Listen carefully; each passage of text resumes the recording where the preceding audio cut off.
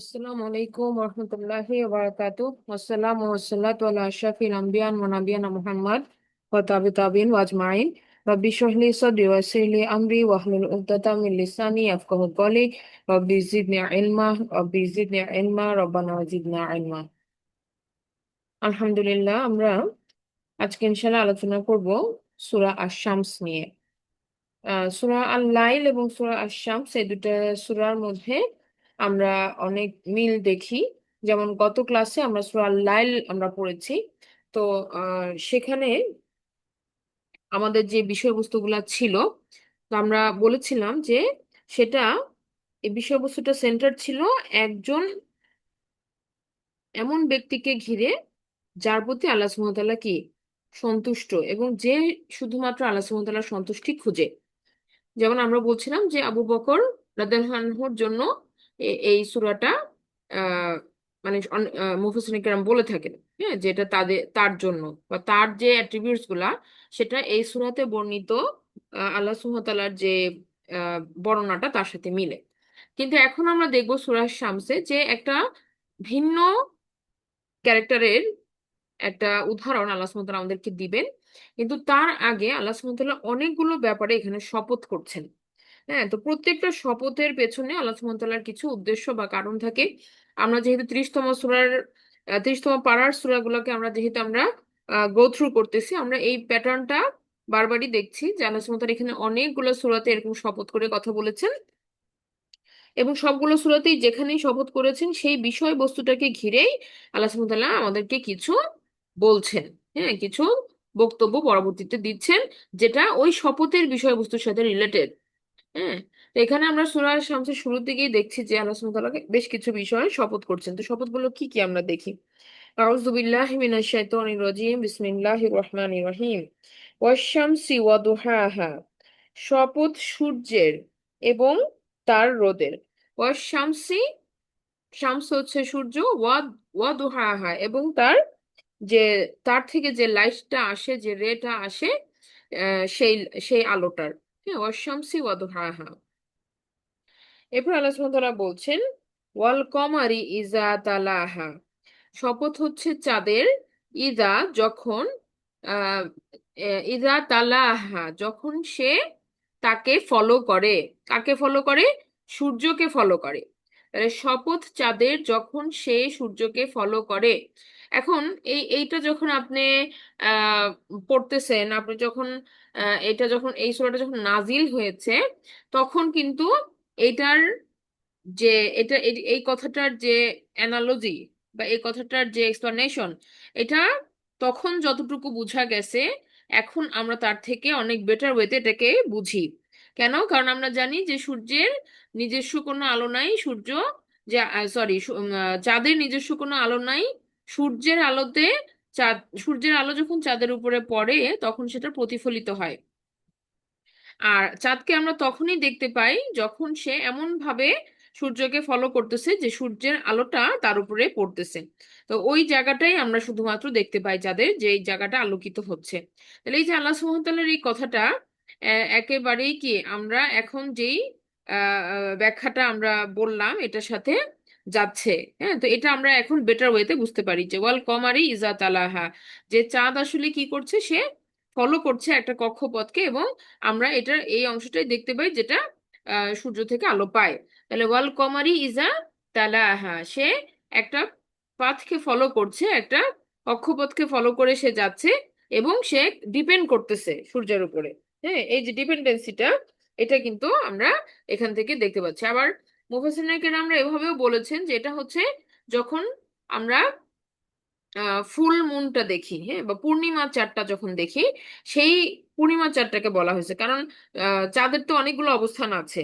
হ্যাঁ, চাঁদের যে একদম সরু হয়ে যাওয়া থেকে পূর্ণাঙ্গ যে রূপটা দেখা, মানে পূর্ণিমার চাঁদটা, এই এই এই ফেজটা কিন্তু আস্তে আস্তে পরিবর্তন হয়। তো এখানে কোন ফেজটাকে বলা হয়েছে, তখন মুফাসসিরিন কেরামরা বলেছেন যে এটা হয়তো পূর্ণিমার চাঁদটাকে বলা হচ্ছে। কেন? কারণ একমাত্র তখনই পুরা আলোটা চাঁদের উপরে পড়ে আর চাঁদটা ভিজিবল হয় যখন পূর্ণিমার সময়টা হয়। আর তখন কিন্তু সে মানে পৃথিবী, চাঁদ এবং সূর্য এই তিনটার পজিশনটা এরকম হয় যে চাঁদ কিন্তু সূর্যের পরে, হ্যাঁ মানে আহ আগে যদি চলে আসতো তাহলে চাঁদকে আমরা দেখতে পেতাম না, অন্ধকার হয়ে যেত। তাহলে চাঁদ হচ্ছে এমন এমন জায়গায় আছে যে সূর্যের আলোটা তার উপরে পড়তেছে। ঠিক আছে? তো এই পজিশনিংটাকে আহ তারা গ্রাফিক্স করেছেন আর কি, এভাবে বোঝানোর চেষ্টা করেছেন যে তাহলে এটা ফুল মুনের স্টেজটা হতে পারে, ওয়াল কমারি ইজা তালাহা। আচ্ছা, তো মোট কথা যেটা আমরা বুঝতে পারলাম যে এখানে চাঁদের আলোটার যে সূর্যের উপরে ডিপেন্ডেন্সি, এই অংশটার কথা বলা হচ্ছে। আচ্ছা, এরপর আল্লাহ সুবহানাহু ওয়া তাআলা বলতেছেন ওয়ান নাহারি ইদা জাল্লাহা, শপথ দিনের যখন সূর্য আহ, তাকে আলোকিত করে। ওয়ান নাহারি শপথ হচ্ছে দিনের, ইদা জাল্লাহা যখন এই দিনটাকে সে প্রকাশিত করে। এখানে কে প্রকাশিত করবে? হ্যাঁ, যার, জাল্লাহা, এ হা আলিফ জবর হাটা আসলে রেফার করতেছে আপনার শামসকে। কারণ আপনারা জেনে থাকবেন যে অ্যারাবিক ওয়ার্ডে শামস হচ্ছে একটা ফেমিনিন শব্দ। তাহলে এখানে হা আলিফ জবর হাটা রেফার করতেছে হচ্ছে সেই সূর্যটাকে। এখন আরেকটা প্রশ্ন, যে জাল্লাহ, জাল্লাহ কথাটার মানে হচ্ছে এমন কিছু যার নিজস্ব আলো আছে। তাহলে আমরা বুঝি যে সান তো একটা লুমিনাস অবজেক্ট, মানে ওর নিজের আলো আছে। আর এই যে এই কারণে এখানে আল্লাহ সুবহানাহু ওয়া তাআলা জাল্লাহা, যে নিজেকে প্রকাশ করতেছে। আর এই প্রকাশিত হচ্ছে সূর্যের মাধ্যমে দিনটাকে, মানে দিনটা প্রকাশিত হচ্ছে সূর্যের মাধ্যমে।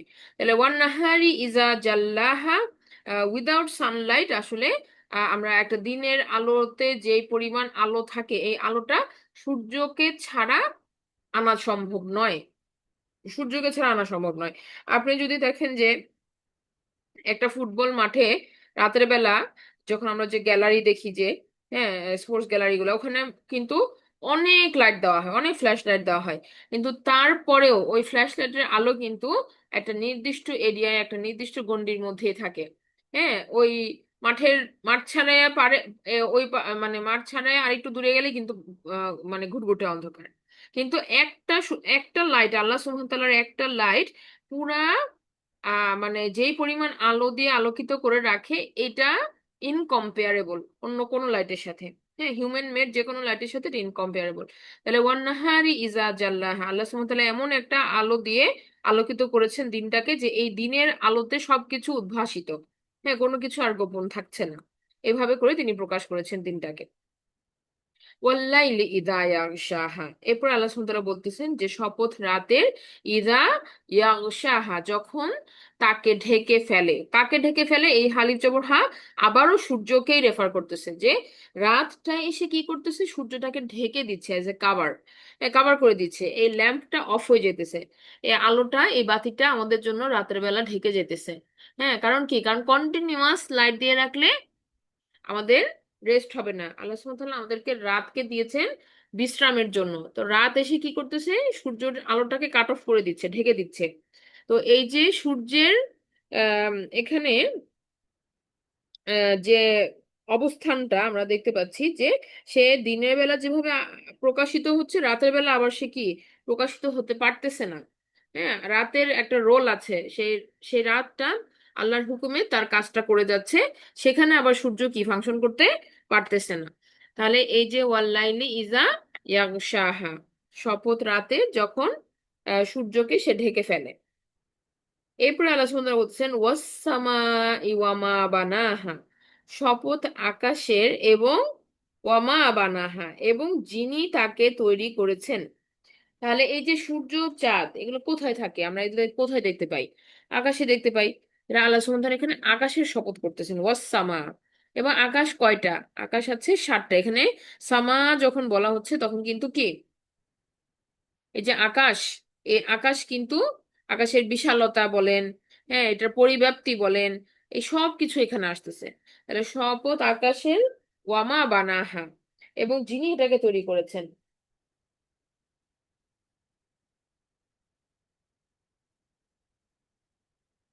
আচ্ছা, একটা মিনিট।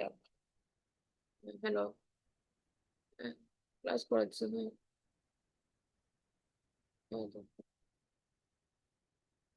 আচ্ছা, দেখেন আমরা বলছিলাম যে আহ যে যিনি তাকে বানিয়েছেন। এখন এখানে গ্রামার দিয়ে যদি আমরা বোঝার চেষ্টা করি যে ওয়া মা বানাহা, মা শব্দটা একটা ইসম মাউসুল। তো আহ, যদি এটাকে ইসম মাউসুল হিসেবে ধরা হয় তাহলে মা অর্থ যা কিছু বা হোয়াট এভার বা হোয়াট, এটা বোঝায়। হ্যাঁ, জি বা মানে যিনি বুঝায় না, বরং বোঝায় যে কি তাকে বানিয়েছেন, কি, এরকম একটা আম, প্রশ্ন এখানে আসে। কিন্তু যদি এখানে মান আসতো, মান, মিম আলিফ জবর, মিম জবর মান, নুনের উপর সুকুন, হ্যাঁ, তার মান যদি আসতো তাহলে আপনার অর্থটা দাঁড়াইতো যে কে তাকে বানিয়েছেন। কিন্তু আল্লাহ সুবহানাহু ওয়া তাআলা এখানে কেন মা দিলেন? তাহলে এখানে এটা বুঝার জন্য তারা মুফাসসিরিনে কেরামরা অনেক ভাবে চিন্তা করেছেন। তো প্রথমত যেটা, যে মান দিলে কি হইতো যদি মান আল্লাহ সুবহানাহু ওয়া তাআলা এখানে ব্যবহার করতেন, যে এই যে আকাশ এবং এবং কে তাকে বানিয়েছেন, তাহলে একটা আমরা নাম খুঁজতাম। যদি কে বলতেন তাহলে আমরা একটা নাম খুঁজতাম, কর্তা খুঁজতাম, যে এখানে কে কে কাজটা করেছেন। তাহলে কারো একজনের নাম, রবের নাম, হ্যাঁ, এখানে আসতো, আল্লাহ সুবহানাহু ওয়া তাআলার নাম এখানে আসতো। কিন্তু যখন আমরা এইখানে প্রশ্ন করা হচ্ছে, আল্লাহ সুবহানাহু ওয়া তাআলা যখন বলতেছেন এইভাবে যে ওয়া মা বানা, হ্যাঁ, এখানে সেই মাটা হয়ে যাচ্ছে মা মাজদারিয়া। হ্যাঁ, মানে এটার মানে হচ্ছে এরকম, এক্সপ্লেনেশনটা হইতেছে যে মানে কত অসাধারণ তিনি, যিনি এটাকে বানিয়েছেন।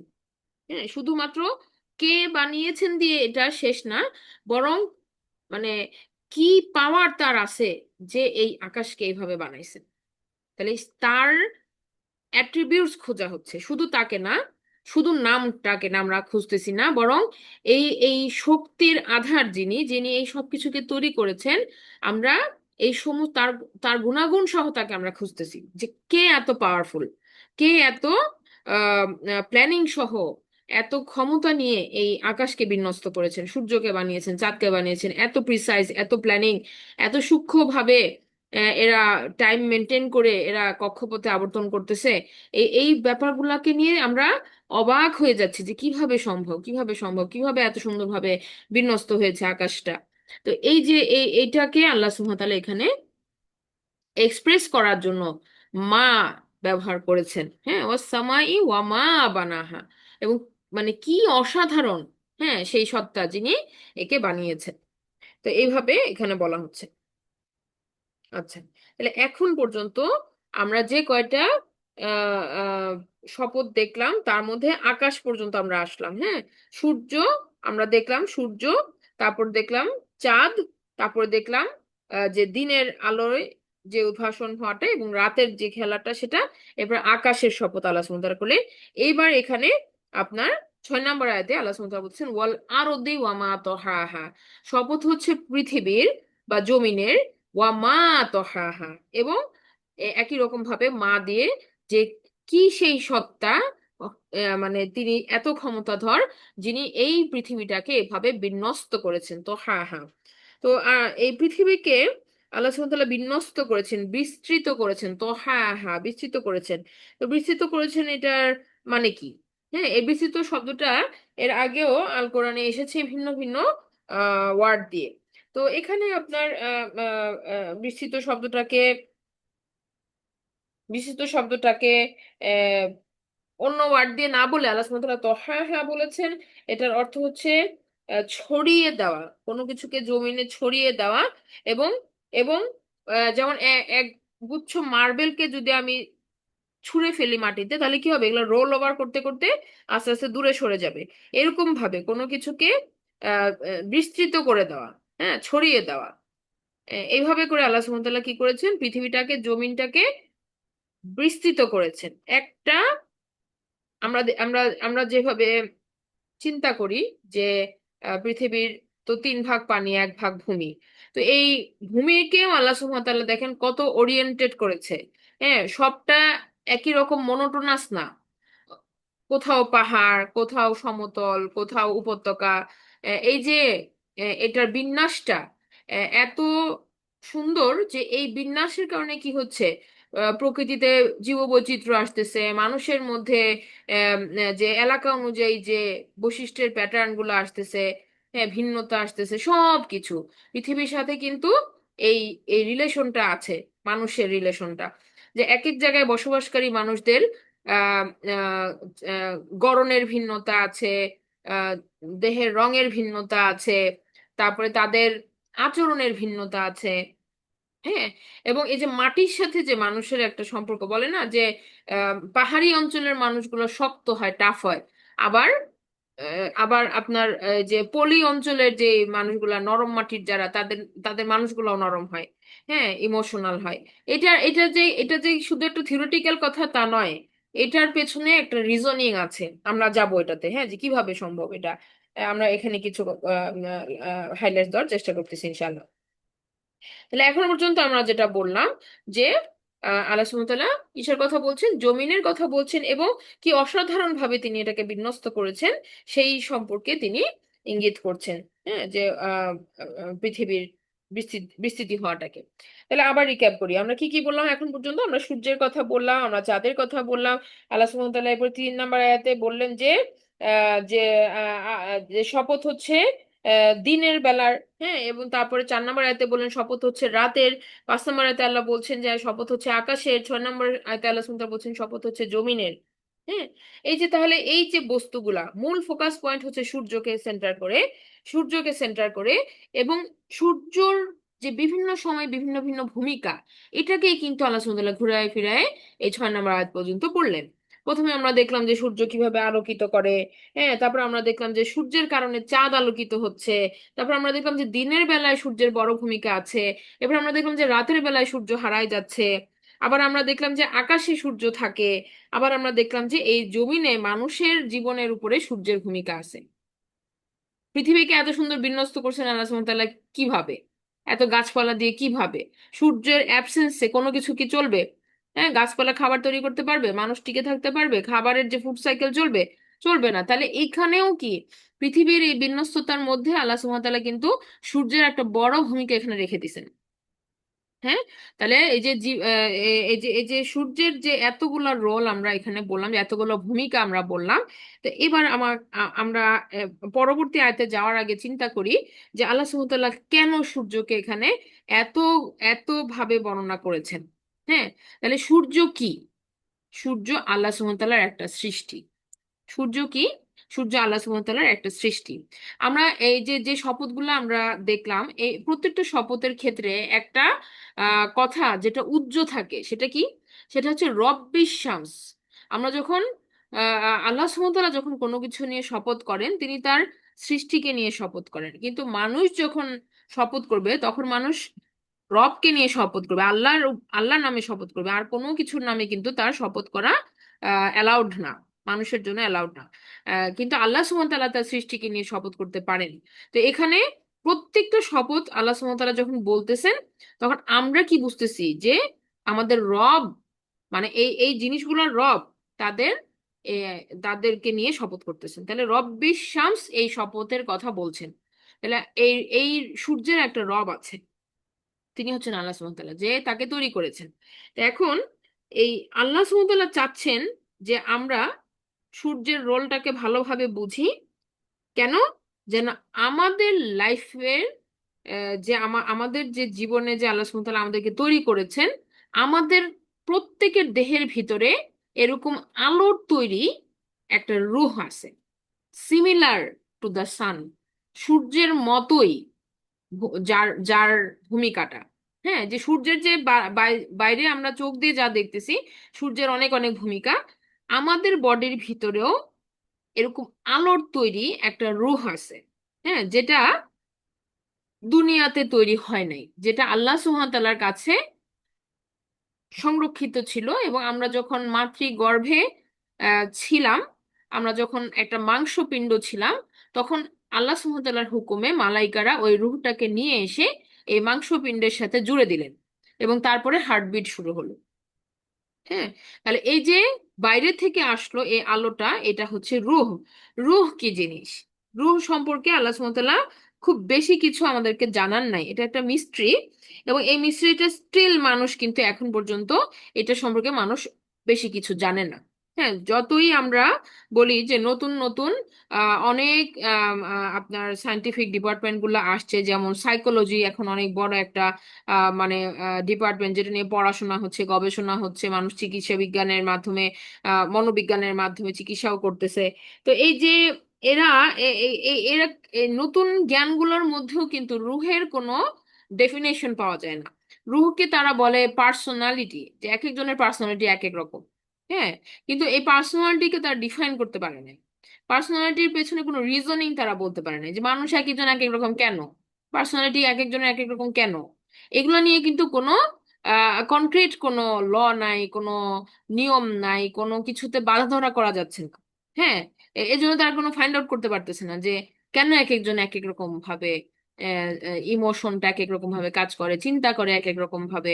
এই যে এত ডাইমেনশন, আল্লাহ সুবহানাহু ওয়া তাআলা এটাকে মিস্ট্রি বানায় রাখছেন একটা, যে এটা আল্লাহ সুবহানাহু ওয়া তাআলার হুকুমতে আসে, এবং এটা কিভাবে কাজ করে কি এটা মানুষ জানে না, এখনো জানে না। হ্যাঁ, তাহলে রূহ হচ্ছে আল্লাহ সুবহানাহু ওয়া তাআলার একটা সৃষ্টি, যেটা আল্লাহ সুবহানাহু ওয়া তাআলা মানুষকে একটা বডিতে রূপান্তর দেওয়ার পরে সেই বডির মধ্যে প্রবেশ করিয়েছেন মাতৃগর্ভে। তারপরে সে ভূমিষ্ঠ হওয়ার পরে সে এনভায়রনমেন্টের সাথে সাথে বড় হয়েছে। তো এখন আমরা যদি দেখি যে একটা মানুষের দুইটা অংশ, একটা হচ্ছে তার বডি মানে রক্ত মাংসের যে শরীরটা, আর একটা হচ্ছে তার রূহটা। হ্যাঁ, দুটা সত্তা আমাদের আমরা দেখি। তো এখন বডিটা তৈরি হয়েছে মাটি দিয়ে, আমরা যেটা বললাম যে মানুষের শরীরটা তৈরি হয়েছে মাটি দিয়ে। তো মাটির কথা আল্লাহ সুবহানাহু ওয়া তাআলা এখানে বলছেন না, যে আর দি ওয়া মা তোহাহা। এই মাটিতে, মাটি বা দুনিয়া, যেটা দুনিয়া থেকে আসছে মাটি, তো দুনিয়াতে যা কিছু আছে আকর্ষণ, হ্যাঁ দুনিয়াতে যা কিছু আকর্ষণ আমাদের বডিতে সেই চাহিদাগুলো আছে। দুনিয়ার থেকে আমরা যেহেতু তৈরি হয়েছি, কাজে দুনিয়ার প্রতি আকর্ষণটা আমাদের বডি ফিল করে। এবং এখানে খাওয়া দাওয়া যেগুলো আমরা খাই, সেগুলো পৃথিবীর মাটি থেকেই তৈরি হয়, আর আমাদের বডিটাকে সেটা ফিড করে। সিম্পল ভাবে বললে, হ্যাঁ সিম্পল ভাবে বললে এভাবে বলতে হবে যে মানে মাটির মধ্যে কি আছে, অর্গানিক ম্যাটেরিয়ালস আছে, আর আমাদের শরীরটাও কি অর্গানিক ম্যাটেরিয়ালস দিয়ে তৈরি, অর্গানিক কম্পাউন্ড দিয়ে তৈরি। তো এটা এটাকে ফিট করে। মাটি থেকে আসা খাবারগুলা এই বডিটাকে সাস্টেন করতে হেল্প করে। হ্যাঁ, আপনি যদি একেবারে সাইন্টিফিক ভাষায় সিম্পল ওয়েতে বলি। আর সোজাভাবে বললে, মাটি থেকে আমরা তৈরি হয়েছি, তাই মাটির থেকে আসা খাবারগুলাই আমাদের শরীরটাকে সাস্টেন করায়। হ্যাঁ, যে যেটা দিয়ে বুঝি। আচ্ছা, এটা গেল, মাটি থেকে আমরা আসছি, মাটি থেকে আসে খাবার দিয়ে আমাদের দৈহিক চাহিদাগুলো মিঠে। এবার আসেন যে রুহ, আমরা বললাম না যে রুহ তো দুনিয়াতে তৈরি হয় নাই। রুহ আসছে আল্লাহ সুবহানাহু ওয়া তাআলার কাছ থেকে, এটা একটা নূর বা এটা একটা আলো। হ্যাঁ, নূর, নূর বা একটা আলো। তাহলে এখন এই রুহের খাবার কি? রুহ কিভাবে সার্ভাইভ করবে? তাহলে রুহ সারাক্ষণ খুঁজে হচ্ছে আল্লাহর বাণী, আল্লাহর কথা। আল্লাহর সাথে যেহেতু সে ছিল, আল্লাহ সুবহানাহু ওয়া তাআলার সান্নিধ্যে সে ছিল, তাই সে আল্লাহ সুবহানাহু ওয়া তাআলার সান্নিধ্যকে খুঁজে। আর রুহ প্রশান্ত হয় যখন সে আল্লাহর বাণীর সাথে মিলিত হয়। এটাকেই সূরা নূরে আল্লাহ সুবহানাহু ওয়া তাআলা বলেছেন নূরুন আলা নূর। যখন আল্লাহর কোরআনের আলো আর মানুষের রুহ দুটো একসাথে মিলিত হয়, এটা ব্লাস্ট করে। হ্যাঁ, এটা এটা অনেক উজ্জ্বল ভাবে জ্বলে ওঠে। হ্যাঁ, যেমন আপনি সূরা নূরের ওই ফেমাস আয়াতটা, যেটা ওটা আপনি যদি পড়েন দেখবেন যে ওখানে বলা হয়েছে যে জয়তুনের তেলটা যেমন অত্যন্ত বরকতময় একটা তেল, এবং এটা এত বেশি পিওর যে এখানে একটু স্পার্ক হইলেও এটা ফট করে জ্বলে ওঠে। এরকম ভাবে মানুষের রূহটাও এত পটেনশিয়াল নিয়ে আসছে, এত মানে এটা খুঁজে আল্লাহর রেভিলেশনকে, আল্লাহর ওহীকে, আল্লাহর কোরআনকে সে শুনতে চায়, সে মানতে চায়, যে যখনই এটার সান্নিধ্যে সে আসে তখনই সে কি হয়, মানে উজ্জ্বল ভাবে সে জ্বলে ওঠে সেই রূপটা। তো এই কারণে এরপরে দেখেন, এই যে এই সমস্ত কথা বলার পর আল্লাহ সুবহানাহু ওয়া তাআলা 7 নম্বর আয়াতে এসে আমাদের সামনে এই এই রুহের কথা বলবেন, যে ওয়ান নাফসিউ ওয়ামা সাওয়াহা, শপথ মানুষের, ওয়ামা সাওয়াহা, এবং যেভাবে আমরা তাকে তৈরি করেছি। তাহলে মানুষ তৈরি হয়েছে এই দুটা জিনিসের ব্ল্যান্ডে, একটা হচ্ছে তার শরীর আছে, আর একটা হচ্ছে তার রূহ আছে। এটা দুটার কম্বিনেশনে মানুষ তৈরি হয়েছে। আর আল্লাহ সুবহানাহু ওয়া তাআলা এই মানুষের সৃষ্টিকে ইন্ডিকেট করে বলতেছেন ওয়া নাফসিন ওয়া মা সাওয়াহা, শপথ মানুষের, এবং তিনি যেভাবে তাকে সুগঠিত করেছেন, তাকে সুঠামো করেছেন, ডিস্ট্রিবিউট করেছেন। ডিস্ট্রিবিউটের দুইটা পার্ট আমরা বলে দিলাম। আচ্ছা, এখন এই এতক্ষণ যদি আপনারা খেয়াল করে থাকেন দেখবেন যে ওয়াশ শামসি, এখানে একটা আলিফ লাম ছিল, ওয়াল কমারি আলিফ লাম ছিল, ওয়ান নাহারি আলিফ লাম ছিল, ওয়াল লাইলি আলিফ লাম ছিল, ওয়াস সামা আলিফ লাম ছিল, ওয়াল আরদি আলিফ লাম ছিল। কিন্তু ওয়াল নাফসি এটা বলেন নাই, বলছেন ওয়া নাফসি। তাহলে এখানে আলিফ লাম নাই। হ্যাঁ, তাহলে মানুষের কথাটা এখানে আল্লাহ সুবহানাহু ওয়া তাআলা নাকিরা ফর্মে রাখছেন। কেন রাখছে? হ্যাঁ, এটাও একটা প্রশ্ন যে কেন এইভাবে রাখছে।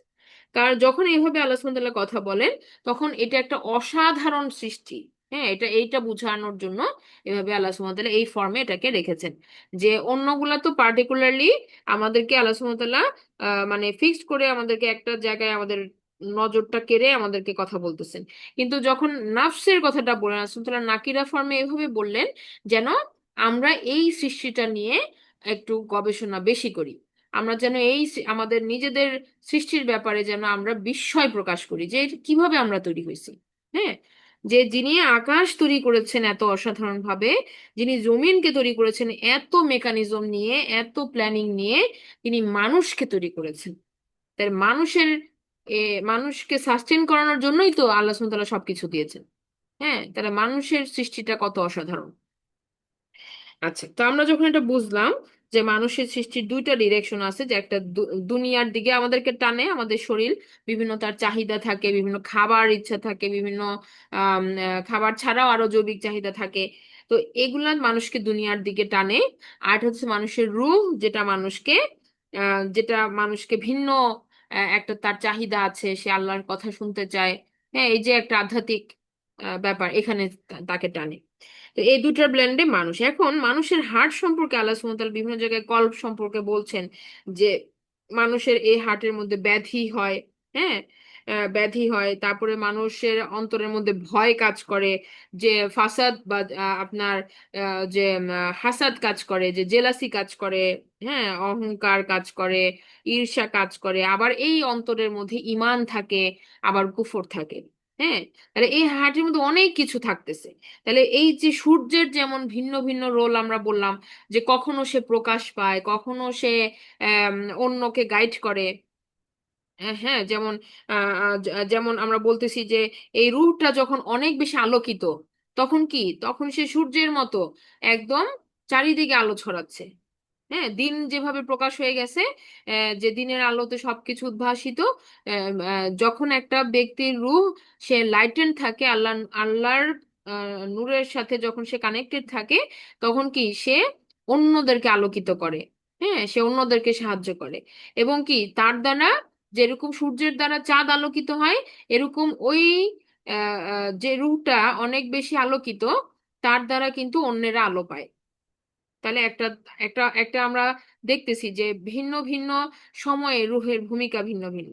কখনো সে দিনের মতো প্রকাশিত, কখনো কখনো আবার চারিদিকের পরিবেশ পরিস্থিতি তাকে অন্ধকারে ঢেকে ফেলে। যেভাবে রাত এসে সূর্যকে ঢেকে ফেলে, সেভাবে কি হয়, মানুষের মন্দ কর্মের কারণে অনেক সময় তার আলোটা ঢেকে যায়।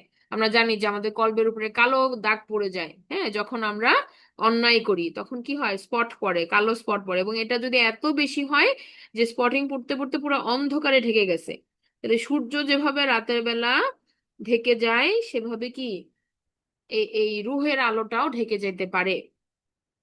কিন্তু আবার দেখেন, রাতের বেলাতেও তো চাঁদ আলো দেয়। রাতের বেলাতে চাঁদ আলো দেয় না, এত অন্ধকারের মধ্যেও কিন্তু কি চাঁদের আলো প্রকাশ পেয়ে যায়। তাহলে রুহের আলোটাও অন্ধকারের মধ্যেও প্রকাশ পাওয়া সম্ভব, যদি তার মধ্যে নূর থেকে থাকে, মানে আল্লাহর কালাম যদি তার মধ্যে থাকে, আল্লাহর দেওয়া গ্রন্থের হেদায়েত যদি তার মধ্যে থাকে, তাহলে অনেক অন্ধকার পরিস্থিতিতেও সে আলো ছড়াবে। হ্যাঁ, অনেক অন্ধকার পরিস্থিতিতেও সে কি, সে নিভে যাবে না, সে জ্বলে উঠবে। তাহলে এই যে রোল, দেখেন একটা একটা ভূমিকা, একটা সুন্দর ভূমিকা আল্লাহ সুবহানাহু ওয়া তাআলা উপমা দিয়ে দেখাচ্ছেন। হ্যাঁ, এরপরে আমরা দেখতেছি কি যে যে কখনো সে নিভু নিভু হয়, কখনো সে উজ্জ্বল হয়, যেটা আমরা বললাম, দিন এবং রাতের কথা চলে আসলো। এরপর আমরা বললাম যে আকাশ এবং জমিন। আকাশ এবং জমিনের যে ইয়াটা, যে রুহ আসছে তো আকাশ থেকে, রুহ তো দুনিয়াতে আসে নাই। আবার বডিটা দুনিয়া থেকে, এটাও আমরা বলে ফেললাম যে মানুষের সৃষ্টি নিয়ে আল্লাহ সুবহানাহু ওয়া তাআলা এই রূপক অর্থগুলোকে ব্যবহার করেছেন। হ্যাঁ, আচ্ছা, এরপরে দেখেন 8 নম্বর আয়াতে আল্লাহ সুবহানাহু ওয়া তাআলা এবার এবার আমরা সাবজেক্টে আসতেছি। এবার শপথের কথা তো বললেন আমাদেরকে বোঝানোর জন্য। এবার আল্লাহ সুবহানাহু ওয়া তাআলা বললেন যে এই যে মানুষকে তৈরি করা হলো, তারপরে কি শুধু তাকে এমনি এমনি ছেড়ে দিছে আল্লাহ সুবহানাহু ওয়া তাআলা দুনিয়াতে? তা তো না। আল্লাহ সুবহানাহু ওয়া তাআলা তাকে তাকে কি দিয়েছেন? গাইড করেছেন। ফা আলহামাহা, তিনি তাকে ইলহাম দিয়েছেন।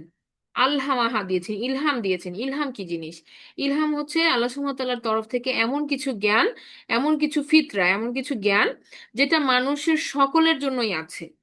হ্যাঁ, যে মনে করেন যে আমরা বলি না যে আহ, একটা কথা যেটা মিথ্যা কথা, মনে করেন একটা মিথ্যা কথা, সেটা পৃথিবীর যে কোনো প্রান্তেই হোক মানুষ বলবে কি মিথ্যা কথা বলা খারাপ। যে মিথ্যাবাদী, যে মিথ্যা কথা বলে সে নিজেও জানে যেটা খারাপ। তো এই জ্ঞানটা কোথা থেকে আসছে? এই প্রোগ্রামিংটা সবার একরকম কিভাবে? বাবা মায়ের সাথে মন্দ আচরণ করা খারাপ, এটা একটা কমন সেন্স। আমাদের এই কমন সেন্সটা প্রোগ্রামিং করছে কে? সবাই কিভাবে বুঝে যে এটা খারাপ? যে খারাপ কাজটা করে সেও জানে যেটা খারাপ। So, এই যে একটা বেসিক প্রোগ্রামিং সবার মধ্যে একইভাবে কাজ করে, কিভাবে করে? হ্যাঁ, তো এটাই আল্লাহ সুবহানাহু ওয়া তাআলার ইলহাম, যেটা মানুষকে দিয়ে আল্লাহ সুবহানাহু ওয়া তাআলা বেসিক প্রোগ্রামিং ইনস্টল করে দিয়ে আল্লাহ সুবহানাহু ওয়া তাআলা মানুষকে দুনিয়াতে ছেড়ে দিছেন। হ্যাঁ, তো যখন আমরা এই নর্মাল ফিতরার বিপরীতে কাজ করি তখন অ্যালার্ম বাজে। হ্যাঁ, অ্যালার্ম বাজি কিভাবে? যে আমাদের মধ্যে আমরা নিজেরাই বুঝি যেটি আমরা মিথ্যা বলতেছি, আমরা খারাপ করতেছি, এটা এটা হার্ট, এটা নিজে সাক্ষী। হ্যাঁ, আমাদের আমাদের নর্মাল টেন্ডেন্সি থেকে বিপরীতে যে আমরা এই খারাপগুলা করি। তো এটাই আল্লাহ সুবহানাহু ওয়া তাআলা বলতেছেন যে ইলহামকে আমরা সহজভাবে বুঝতে পারি যে আমাদের গাট ফিলিং। আমরা বলি না যে আমার মনে হইতেছে এটা, এই যে মনে হওয়া, এটাই আমাদের প্রোগ্রামিংটা। হ্যাঁ, বেসিক প্রোগ্রামিং। সো তো এটা আমরা বলতেছিলাম যে ফা আলহামাহা ফুজুরহা। তো যে মন্দ কাজ করলো সে কি করলো? সে তার এই ফিতরাকে ক্রস করলো এবং একটা স্টেপ নিল যে এটাকে সে লিমিট ক্রস করবে। হ্যাঁ, সেটা বুঝেই কিন্তু সে মন্দ, এটা জানার পরে সে কি করলো? সে স্টেপ নিল এটা করার জন্য। তখন সে ফুজুর হা করলো। ফুজুর কথাটার মানে হচ্ছে ফজরের মতোই। ফুজুর মানে হচ্ছে ভেদ করে বের হয়ে আসা। ভেদ করে বের হয়ে আসা, কোনো কিছুকে চিরে বের হয়ে আসা। যেমন অন্ধকারকে চিরে ফজরের সময়টা আসে, অন্ধকারকে কেটে ফজরের আলোটা ঠুকরে বের হয়ে আসে। তো একইভাবে ফুজুরহা যখন সে মানুষ করে, তখন কি সে এই যে আল্লাহর দেওয়া যে ইলহাম এটাকে সে সাপ্রেস করে। হ্যাঁ, মানে অ্যালার্মটাকে সে শুনতে চায় না, মনের ডাকটাকে সে শুনতে চায় না, সে রুহের ডাকে শোনে না। না শুনে সে এটাকে সাপ্রেস করে সে তার অ্যাকশনটা করে। তাহলে এই যে ফুজুর হা, মন্দ কাজটা সে এভাবে ফুজুর করে, বাড়াবাড়ি করে। হ্যাঁ, করে সে মন্দ কাজ করে। ওয়া তাকওয়া হা, এবং একই সাথে এই এই ইলহামের মাধ্যমে সে কিন্তু কি তাকওয়াও পায়। মানে ওই যে আল্লাহ আল্লাহ ভীতি, যে খারাপ করার থেকে যে একটা তাকে তাকে ডাকা হয়, হ্যাঁ, তার অন্তরই তাকে সাড়া দেয়। আবার একই সাথে কি এই তাকওয়াটা আল্লাহর কালামের সাথে যদি কানেক্ট হয় তাহলে সেটা অনেক বৃদ্ধি পায়। হ্যাঁ, আল্লাহ সচেতনতা বৃদ্ধি পায়। তাহলে এই সমস্ত কিছু দিয়ে আল্লাহ সুবহানাহু ওয়া তাআলা মানুষকে কিন্তু গাইড করেছেন। আমরা আমরা যখন সূরা বালাগ পড়বো তখন আমরা দেখব যে দুইটা পথের কথা আল্লাহ সুবহানাহু ওয়া তাআলা বলেছেন। দুইটা পথ, একটা আপনাকে মন্দ পরিণতির দিকে নিয়ে যায়, একটা আপনাকে ভালো পরিণতির দিকে নিয়ে যায়। তাহলে এখানেও এই যে আমাদের মধ্যে যে দুইটা জিনিস, যে আমাদেরকে একটা হচ্ছে নাফস আমাদেরকে খারাপ দিকে টানে, আবার আমাদের রুহের মধ্যে যেই ইলহামটা আল্লাহ সুবহানাহু ওয়া তাআলা দিয়ে দিয়েছেন সেটা আমাদেরকে, আমাদের যে ফিতরাটা সেটা আমাদেরকে ভালো দিকে টানে। তো এই যে ফুজুর এবং তাকওয়া, এই দুইটার দ্বন্দ্বের মধ্যে মানুষের মানুষের জীবন। হ্যাঁ, মানুষের জীবন আমরা প্রতিটা মুহূর্তে এই দুটার সাথে ফাইট করতেছি, এই দুটো জিনিসকে নিয়ে আমরা ফাইট করতেছি। আচ্ছা, এরপর আল্লাহ সুবহানাহু ওয়া তাআলা বললেন যে কদ আফলাহা মান যাক্কাহা, নিশ্চয়ই সেই সফল হলো যে নিজেকে পবিত্র করলো। কদ আফলাহা মান যাক্কাহা, সেই সফল হলো যে নিজেকে পবিত্র করলো। এখন এই যাক্কাহা পবিত্র মানুষ কখন করে? যখন সেটা ময়লা হয়। একটা জিনিস আপনি ক্লিন করতেছেন কখন? যখন সেটার মধ্যে ময়লা পড়ে যায় তখন আপনি ক্লিন করেন। তো এইটা আমরা বুঝি যে আমরা সব সময় পিওর অবস্থায় থাকি না। আমাদের কার্যকলাপ, দৈনন্দিন কর্ম, আমাদের উঠা বসা চলাফেরার মধ্যে, আমাদের কাজের মধ্যে কি ইয়া আছে, ফল্ট আছে, ভুল আছে। তাহলে আমাদের কি করতে হবে? কন্টিনিউয়াস এটাকে ক্লিন করতে হবে। কন্টিনিউয়াস এটাকে ক্লিন রাখার চেষ্টা করতে হবে। তাহলে যে কেউ নিজে নিজে সচেষ্ট হয় এই নিজেকে পবিত্র রাখার, নিজেকে ক্লিন করার, এটা এটা আল্লাহ সুবহানাহু ওয়া তাআলা বলতেছেন যে সেই হচ্ছে কি সফল হবে, যে এই চেষ্টার মধ্যে আছে। কেউ আমি বলতে পারবো না যে আই এম 100% পিওর, আমি হচ্ছি একেবারে হ্যাঁ সর্বসত্তা, এরকম কেউ বলতে পারবে না। হ্যাঁ, এটা কেউ বলতে পারবে না। তাহলে এই যে কদ আফলাহা মান যাক্কাহা, যে নিজেকে কন্টিনিউয়াস কারেকশন করে, পিউরিফাই করে, চিন্তা করে আমার কি কি ভুল, নিজের উইক পয়েন্ট গুলা নিয়ে সে চিন্তা করে এবং এগুলো ওভারকাম করার চেষ্টা করে, তাহলে সেই কি সফলতার পথে হাঁটছে, সেই সফলতার পথে হাঁটছে। কারণ সে কখনোই কনফিডেন্ট না, ওভার কনফিডেন্ট না যে আমি তো জান্নাতে আমার নাম চলেই আসছে, এরকম এরকম ভাবে সে কনফিডেন্ট না। যেমন যারা আমরা জানি যে যারা, যে 10 জন সাহাবায়ে কেরাম রাসূল সাল্লাল্লাহু আলাইহি সাল্লামের সময়ে তার জীবদ্দশাতেই তারা জানতেন যে তারা কিন্তু জান্নাতে তাদের জন্য কি নাম চলে আসছে, তারপরেও কি তারা তারা তারা কি খুব এরপরে তাদের জীবনযাত্রাটা কেমন ছিল? হ্যাঁ, তখন কি তারা আমল ছেড়ে দিছে, যার জান্নাতে তো নাম চলে এসেছে আর কি দরকার? না কিন্তু। হ্যাঁ, বরং তারা আরো বেশি সচেতন হয়ে গেল যে এটা যেন তাদের হাতছাড়া না হয়। তো এটা হচ্ছে আমাদের মাইন্ড সাইকেলও আমাদের এটাই থাকতে হবে যে কন্টিনিউয়াস নিজেদেরকে পবিত্র করার যে তাড়না, যে আমাদের ভুল আছে সেই ভুল থেকে সংশোধন হয়ে চলতে পারাটা। হ্যাঁ, এটাই হচ্ছে তাকওয়া। তো কদ আফলাহা মান যাক্কাহা, যে কেউ নিজেকে পবিত্র করে, চেষ্টা করে, সেই হচ্ছে কি সফল কাম। ওয়াকদ খাবা মান দাসাহা, এবং এটার উল্টাটা কি? ওয়াকদ খাবা, এবং সেই হচ্ছে ব্যর্থ হলো মান দাসাহা, যে নিজেকে কলুষিত করলো। যে নিজেকে কলুষিত করলো, যে কলুষিত কিভাবে করে? ভুল কাজ করার মাধ্যমে, হ্যাঁ, বা অন্যায় কাজ করার মাধ্যমে, পাপাচার করার মাধ্যমে। তো এরা যখন সে করে তখন সে কি তার তার হার্টের অ্যালার্মটাকে সে না শুনে এটাকে ওভারকাম করে বা এটাকে ওভারলুক করে। তো এটা যখন বারবার রিপিটেডলি হয় তখন একটা সময় আর হার্ট অ্যালার্ম দেওয়া বন্ধ করে দেয়। যেমন দেখবেন আপনি যখন বা আপনি বা আমি আমাদের সবারই এটা হয় যে মনে করেন যে একটা মন্দ কাজ আপনি প্রথমবার যখন করতেছেন আপনার আপনার অনেক গিলটি ফিলিংস হয়।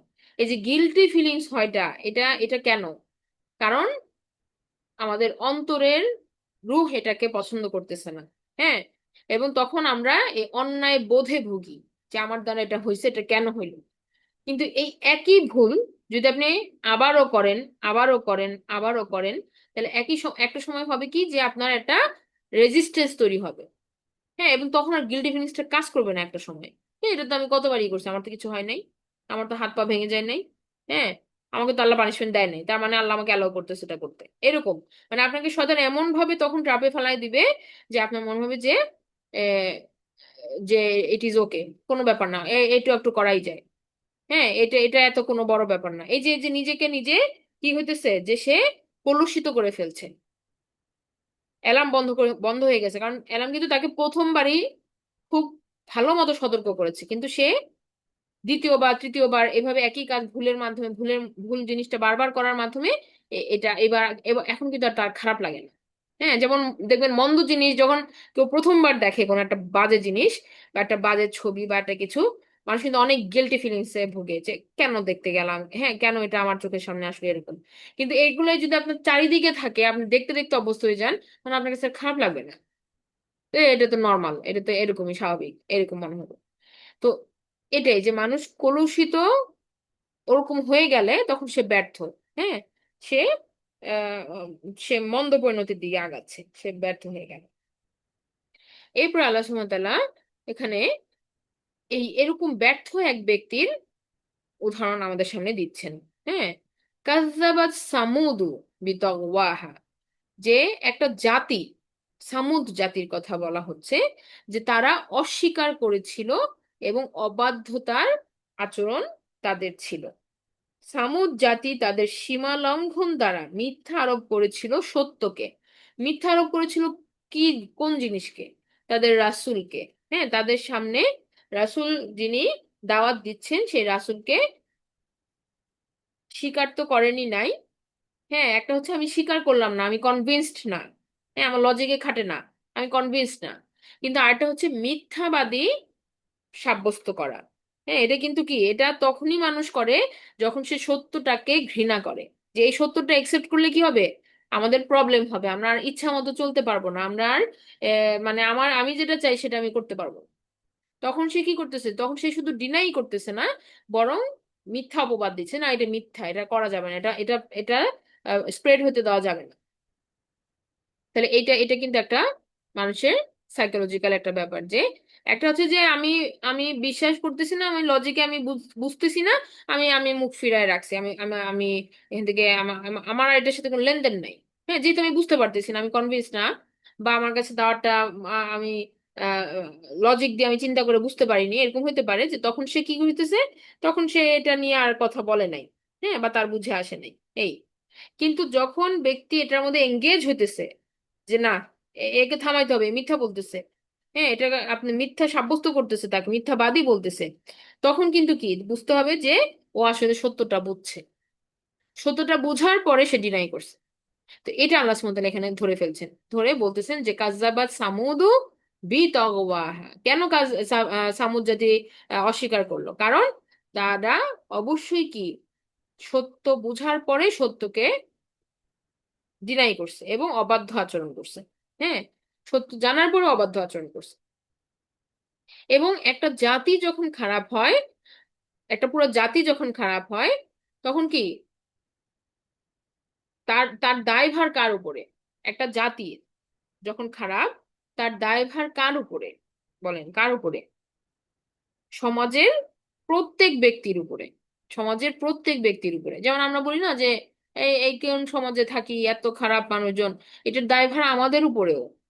এবং মানে সমাজটা তো আসলে প্রত্যেকটা মানুষকে নিয়েই তৈরি। একটা সমাজ তো আমাদেরই সমষ্টি। আমরা যেমন হব, আমাদের সমাজটাকেও আমরা সেভাবেই পাবো। তা আমরা মেজরিটি যখন কি ভুলের মধ্যে আছি, সমাজের প্রতিচ্ছবি তাই।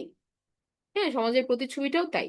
আল্লাহ সুবহানাহু ওয়া তাআলা প্রথমে যে সামুদ জাতির কথা বললেন, এরপরে সেই সামুদ জাতির এক ব্যক্তির কথা বললেন। বলেন না যে আপনি একটা ভাত টিপলে আপনি পুরো স্যাম্পল বুঝে যেতেছেন যে পুরো ভাত কি হয়েছে না হয় নাই, এরকম যে একটা স্যাম্পলকে আল্লাহ সুবহানাহু ওয়া তাআলা উদাহরণ হিসেবে দিলেন, যে এই এই এই পুরো জাতিটার মধ্যেই এরকম আচরণেই ছিল মানুষজন। এই এই আহ মানে এটা একটা এক্সপ্লিসিট উদাহরণ না, এই পুরো জাতিটাকে রিপ্রেজেন্ট করতেছে যারা, তাদের একজনের কথা আল্লাহ তাআলা বললেন, যে ইরিম বাসা আশকহা, যে তাদের মধ্যে এক ব্যক্তি হয়ে উঠলো কি, সবচেয়ে হতভাগা ব্যক্তি কি হয়ে উঠলো, তৎপর হয়ে উঠলো।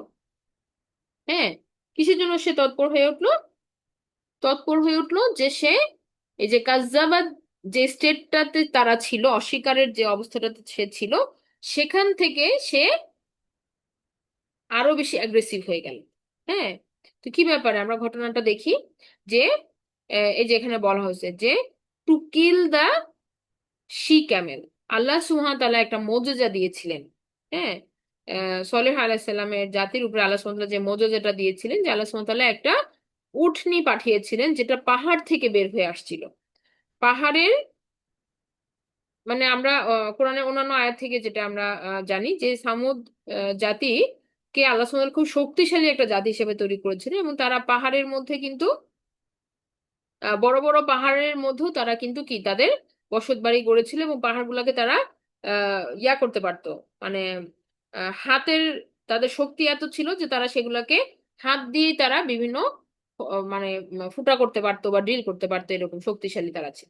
তা আল্লাহ সুবহানাহু ওয়া তাআলা তাদেরকে একটা মজুজা পাহাড় থেকেই দেখাইলেন, যে এই পাহাড় থেকে তিনি একটা জীবন্ত উটনিকে বের করে নিয়ে আসলেন। এরপরে তাদের জন্য নিয়ম ছিল এরকম যে এই উটনি এই উটনিকে কেউ আহত করবে না, নিহত করবে না, মানে এটাকে কেউ মেরে ফেলবে না, এবং এটাকে ছেড়ে দিবে।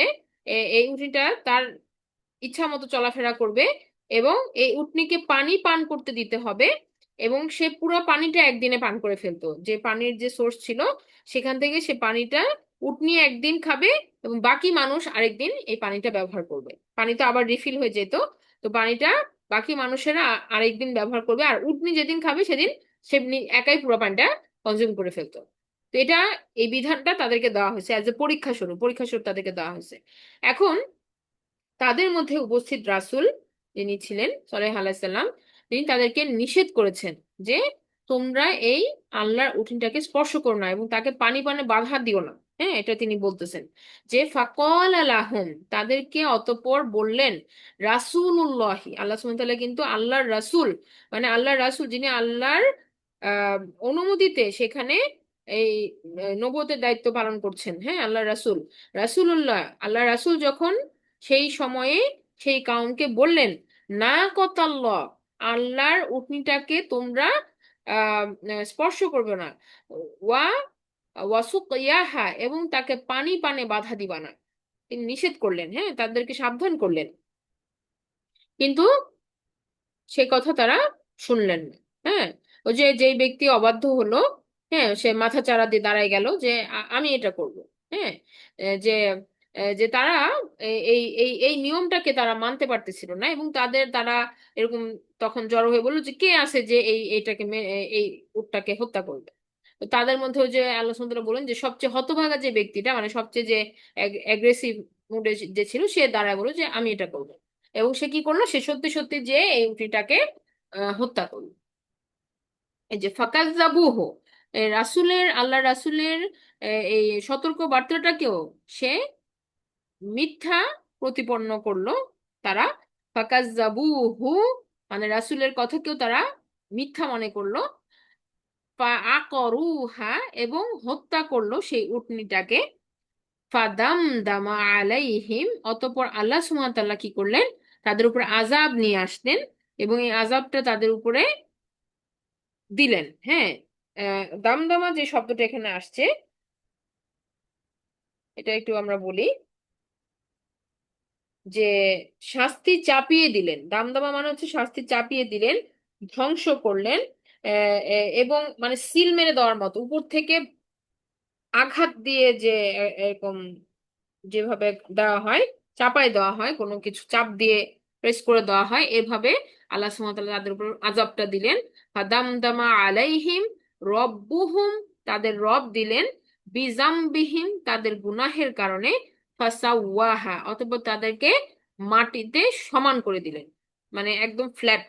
হ্যাঁ, কোনো কি ভারী কিছু দিয়ে ধাপাস করে চাপা দিলে যেরকম হবে এরকম তারা কি হয়ে গেল, পিষ্ট হয়ে গেল, মাটি মাটিতে সমান করে দিলেন তাদেরকে। হ্যাঁ,